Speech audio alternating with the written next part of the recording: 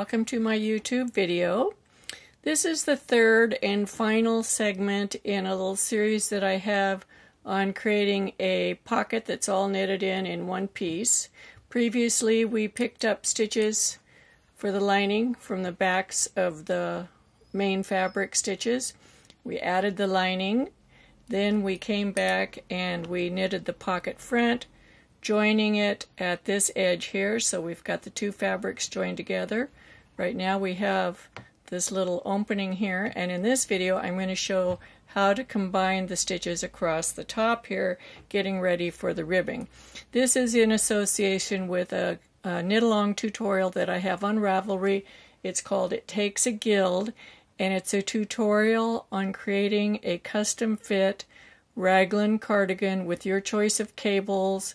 It has pockets, bust shaping, waist shaping, all different types of ribbing patterns, and then a nice lovely shawl collar or your choice of a hood. So this is just part of that. And let's get to it. Let me make this big and we'll just talk about the specifics. So in this particular pocket front, I have put a little cable in here, and when I did the calculations for the cable, I allowed extra stitches for the cable to compensate for cable flare. Therefore, we have more stitches in the green than we do in the white, although their width is the same. The two fabrics are the same width because you don't want your lining to be a different size than the pocket. It needs to be the same size as the pocket. So these two fabrics are exactly the same size, although the green fabric has 20 stitches and the lining fabric has 17. So in this row we have to do some compensating for that, and there are several choices that you can make. One is, if you want to continue the cable down into the ribbing, we do not want to do any compensating in the cable stitches themselves. We would like them to continue on.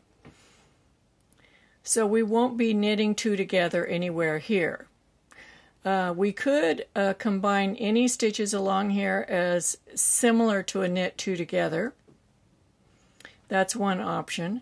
Another option is, as we're working the front to the cable lining, is to work the cable crossing. We see we're due for a cable crossing row, and at the same time that we do the cable crossing, get rid of two stitches, and at that point the cable will come down to just one leg, and you could continue that leg down in your ribbing. In this tutorial I show lots of options for the ribbing and how you can carry the cables down in.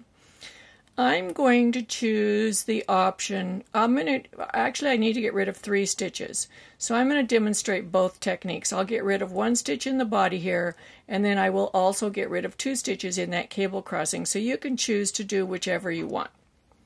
There's a variety here. So what we do is we get all the stitches up on the needles. We're going to do a right side row. I call it the combining row. So we get all of our stitches up here ready to work. We're going to be working in the green yarn, and we know that we have 3 more stitches of green than we do of white. So the first thing we're going to do is we're going to knit, go through the first green stitch as if to knit, and the first white stitch as if to knit. This is very similar to a 3 needle bind off. And we'll do the same thing in the next stitch, but we will not be binding off. We're just going to collect the stitches over on the right needle as we're going along. This is combining these 2 stitches, 2 layers of fabric into one, and about in the center here we're going to decrease 1 stitch. So let's work a couple more, then I'll show you how to do the decrease stitch. So these are knits. So when you're combining 2 knits, you go into the knit on the front needle, the knit on the back needle, both as if to knit, pull the yarn through both. Now we're going to do a decrease stitch. So we're going to go through 2 stitches on this fabric as if to knit, 1 on the back fabric as if to knit, and pull the yarn through. That's how it looks on this side, and we will be looking at this once it's off the needles onto this one needle. We'll examine it more closely in a minute. Now let's work over to that cable. And we have a purl stitch on either side of the cable, right? So we want to maintain that pattern. It's coming up.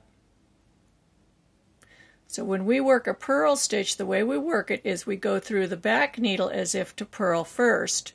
Then, of course, you have to bring the yarn to the front first. To go through the purl on the back needle as if to purl, go through the stitch on the front needle as if to purl, then purl them together, and this will give us a purl on the right side of the fabric.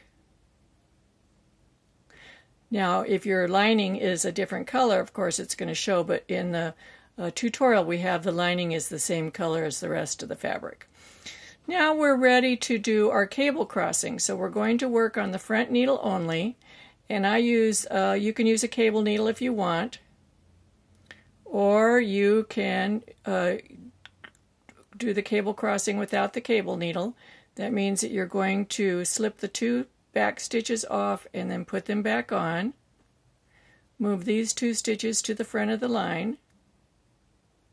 So we've made our cable crossing, and you could work that cable crossing with the stitches in the back. But we know we need to get rid of 2 stitches. So we're going to reorder our cable crossing a little bit. I dropped that stitch back there. What we want to do is we want to combine the 2nd and 4th stitch together. So we're going to move them a little bit more. We're going to go behind and grab that 3rd stitch.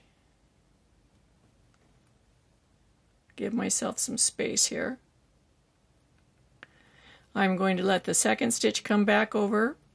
Now we've reordered them. We have 1, 3, 2, 4. I show this in another video on cable flare reduction. If you want to look at that video, you can, and I'll link it down below this video.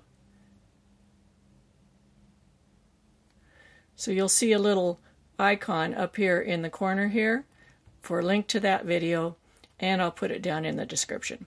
So now we have stitch 3 and 4 together. I mean 2 and 4, and we're knitting those together with the back stitch. And then we have a purl stitch. So we bring the yarn forward, purl back needle first, then the front needle, then our last 2 are knits.